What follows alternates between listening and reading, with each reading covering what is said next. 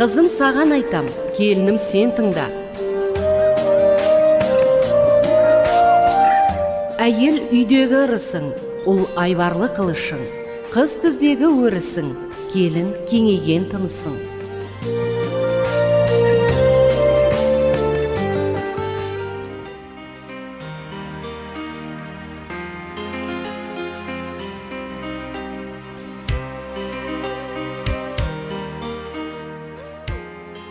Қайырлы күн, қадірменді радио тыңдаушылар. Әуе толқынында Гүлнар Ешбайқызы дайындаған «Қызым саған айтам» хабары.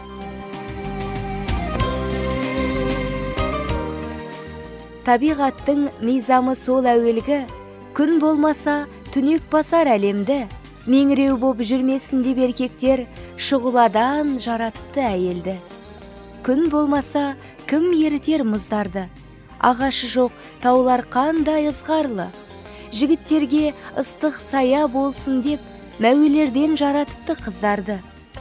Тұтаса ма, кіндігі жоқ әлем жер, желкілдей ме, тамыры жоқ желеңдер, өңшең еркек бордай тозып бітпеуге, ұйтқы болып жаралыпты әйелдер. Әйел абзал, атқаратын ерісін, кестелейтін несібенің өрісін. Сүйсінемін, көріп білгір әйелді, көркі, ісі бірге тапқан келісім деп, әйелдерге әдемі жыр жолдарын арнаған екен. Қазақстанның халық жазушысы, мемлекеттік сыйлықтың лауреаты, поэзия дүлдүлі Қалижан Бекқожин ағамыз. Қалижан аға қалдырған рухани мол мұраны ұлы мен қыздарын аялы алақанында ұстап, 70 жасқа өзінің мейірімді мінезімен, әдемі қарттығымен келіп отырған Зайдахан Жанайқызы Қалижан ағамен қалай тұрмыс құрғаны, енесінің баласы жөніндегі ең басты ескертпесі жайлы былай деп әңгімелейді. Өмірлік жолдасымыз Қалижан Бекқожин. Мен бала кезімнен ол кісіні білемін, өйткені ол кісі менің әке-шешемді білетін, ауылға келіп жүретін. Сосын студент кезімде көрдім. Содан кейін біз оқу бітіргесін Чимкентке бардым ғой. Сол Чимкентке барғанда мені Сарыағашқа курортқа барғанда осы Темірғали Нұртазин бар, екеуі келіпті. Содан ана профессор, сол пединститутың мұғалімі Әбіш Байтанаев деген болған, осы Амантай Байтанаев деген жазушымыз бар ғой, соның туған ағасы. Айтады, қылар екеуін келіңдер, шай ішіп кетіңдер деп. Ол кісі енді өзіміздің үйіміз ғой, күнде баратын кезімізде бара беретінбіз. Мен қылар екеуміз барсақ, Қалекең мен Темірғали Нұртазин ағамыз отыр екен.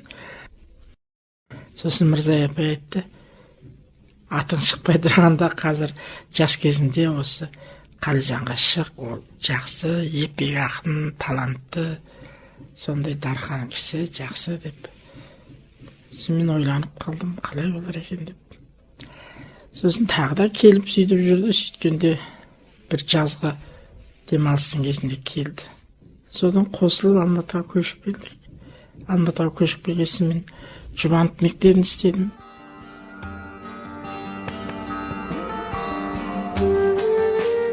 Әйел үйдегі ырысың, ұл айбарлы қылышың, қыз түздегі өрісің, келін кеңейген тынысың.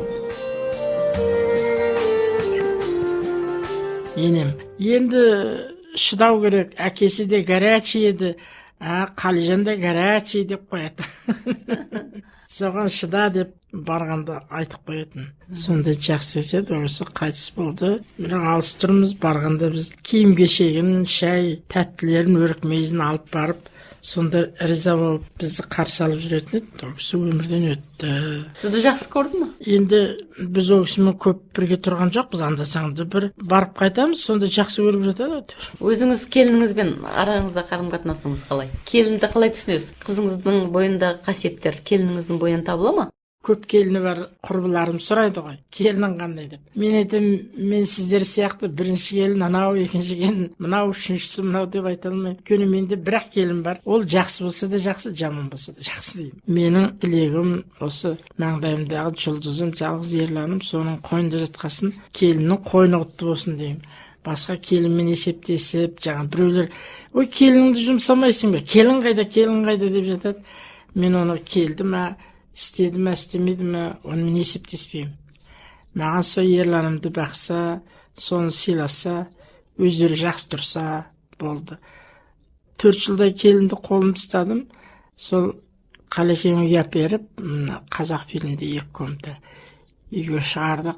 Ерлан өмірі қолымнан шықпаған, бір түрлі ішім ауырып, үйбай енді бөлек тұратын болады ау деп, өзім соны уайымдап жүрдім. Сосын ойладым, тәуба, бұл үй ішінен үй шығып, жаңағы отау тіккен жақсы ғой. Ол 10 класты бітіріп келді. Сосын келгеннен кейін Қалекең оқуға түсірді. 1 курстан 5 жыл оқыттым, баласын бақтым. Сендер семья болғасында саяқ сылдырламай тұрмайды. Үйге келгенде ашуларыңды көрсетпеңдер, ашуларың далада болсын. Бізге келгенде екеуің күліп келіңдер деп. Сол алып, енді осы уақытқа дейін олар 24 жыл бірге тұрып жатыр, келін мен баламыз. Үй бөлек, күй бөлек болғасын. Онымен ұрысып, бірдеңе сұрап, үйлеріне барып, мазасын алмаймын. Сөйтіп өздерімен өздері жақсы тұрса, бір-біріне ананың тілегі жақсы болсын, солар қатарының бір тәуір азаматы болып жүрсе, анаға сол өз нандарын өздері тауып, өздері жаңағы құрбы-құрдастарымен сыйласып, қызметтерін істеп жүрсе, сол Құдайдан күні-түні тілейтінім сол әйтеуір. Балалардың жаманшылығын көрсетпесін, тілеуім сол. Зайда, мынау өзіңіз отбасында ер адамның мәртебесін жоғары қояды екенсіз. Қазақта мындай сөз бар ғой, еркек бас болса, әйел мойын. Мойын қайда бұрылады? Бас соған қарай бұрылады дейді. Сіз өзіңіздің өз ақылыңызбен ағаның сіздің тіліңізді алған кезі болды ма? Бала жасымыздан біз қазақи тәрбиені көргенбіз ғой, шешеміз марқұм айтты, үлкеннің алдынан өтпеңдер деп. Енді біз әке сыйлап, аға сыйлап өскен адам, біз еркектің киімін аттама, еркектің алдынан түспе, еркекке қарсы сөйлеуге болмайды деп солай тәрбиелеген ғой. Қалекеңнің мінезі жаңағы тез, шапшаң, бірақ оған тұрмысқа шықпау керек. Шыққасын еркектің барлық жақсысына, жаманына да бәрі көну керек қой. Сондықтан ол кісі ашуланғанда біз үндемейміз. Содан кейін артынан айтады, Зайдахан деп, сөйлеспей қойсам айтады, жақсы адамның ашуы торғын орамал кепкеше дейді. Ол кісі балажан еді, ол балалардың айтқанын істейтін. Сол маған айтады, балаларды бетіне қақпы, жақсы тамақ ішсін, жақсы киінсін, солар жора жолдастарынан қатарынан қалмасын деп. Осы ерлан оқып бітірерде машина машина, мен айттым, ойбай, машина керегі жоқ десем, Қалекең, ерлан, мирас шоу бірігіп әлгі машина аламыз деп өтір. Шоу бірігіп бітті, мен Құдай сақтар, авария бірден ұшырақ болма, керегі жоқ десем болмайды. Машинаны алып берді ерланға, аппақ Волга. Маған айтады, Зайдахан, біз ерлан екеуміз машина келдік, енді отыр дейді. Мен айттым, ош, өздерің отыра беріңдер. Мен жаяу жүріп үйренген өзімнің 11-ші троллейбусым болсын. 11-ші троллейбус не дейді? Ол өзімнің 2 аяғым, сол 11-ші троллейбус. Сонымен ақ жүре берем деп. Сол ер адамның әлі бетінен алып, ер адамға қарсы сөйлеме деп сол анамыз үйреткен, сол тәрбие. Ол кісінің ашуланса біз үндемейміз, артынан өзі ашуланғанмен ол кісінің қайтымы шапшаң еді. Тез қайтатын, қазір ашуланса қазір тарқап кететін. Еркектер деген көңілдері кәртаймайды. Сол менен қанша жас үлкен, ол кісі басқа бір келіншектерге, жаңа басқа әйелдерге қарайды ойламадым. Бір рет мирас босанғаннан кейін 200 кішкентай болып туды. Сосын Сәбименің үйіне жатқызып қойды. Бір күні Қалекең жүгіріп келіпті. Зайдахан мені Оралдан дәріға іздеп келді. Подругасы мен Берқайыр екеумізді күтіп тұр, мен тез кеттім деп бір әйтеуір бізге кіріп шықты да кетті. Оған мен мән бермедім. Сөйтсем артынан маған айтады, сен мән бермедің ғой, сол Оралдан іздеп келесің. Ресторанға бардық, рахаттанып, қыдырып, өзіміз жаңа көңілденіп, көңілімізді көтеріп жүрдік деп айтып отыр. Дұрыс бопты деймін. Айтып істеген ұрлықтың айыбы жоқ деп. Апам мына кеше ғана мерейтойыңызды жасап берді. Балаларыңыз, қыздарыңыз 70 жаста ойға түйгеніңіз бар ма? Өмірдің мәні неде осы? Өмірдің мәні сол жақсы ұл қыз тәрбиелеп, соларды орнына қондырып, солар әйтеуір бала қыз болсын, ұл болсын, барған жерінде дұрыс жүрсе, содан артық анаға не керек? Енді ана үлкен қыздан Әлина деген немерем бар еді. Сол тұрмысқа шықты. тұрмысқа шығып содан шөбере көрдім. Шөбере деген немереден де тәтті болады екен.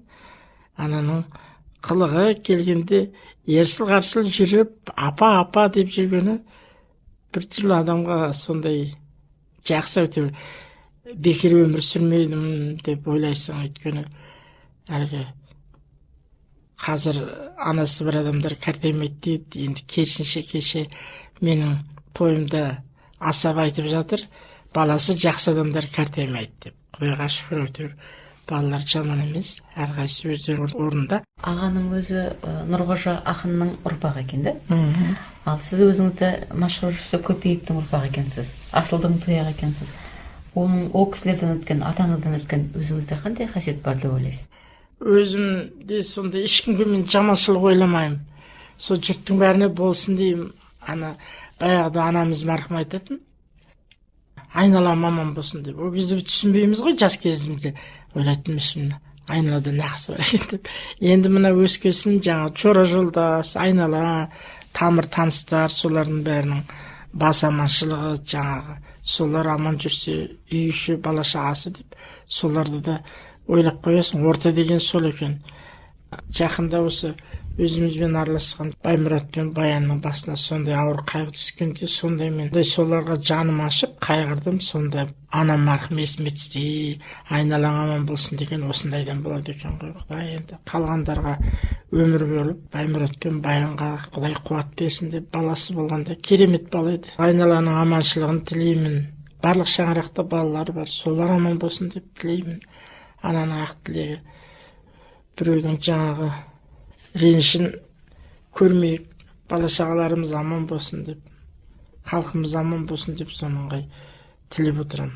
Отбасы құрап, келін болып түсіп отқан жас жұбайларға қандай тілек айтасыз? Мен жас жұбайларға тілегім сол жаңағы біздер сияқты үлкенді сыйлап, алдарынан өтпей, солардың айтқанын істесе, жастар қор болмайды.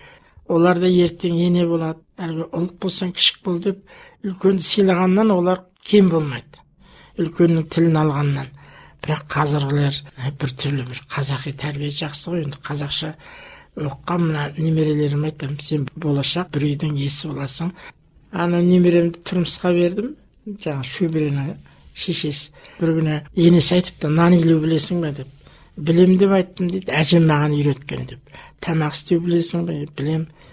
Содан палау жасап, жаңағы нан жасаса, соған риза болып, ой, қазақи тәрбие жақсы ғой, әжеңнің үлгісі ғой бәрі деп. Мен бір 40-қа келген келін бір әлі нан илеу білмейді деп айтады дейді. Сондықтан әйтеуір балалардың жақсы болғанын ата тандырып, сүйек сындырмай, жақсы келін, жақсы ене болу, о да бір үлгі ғой айналайын.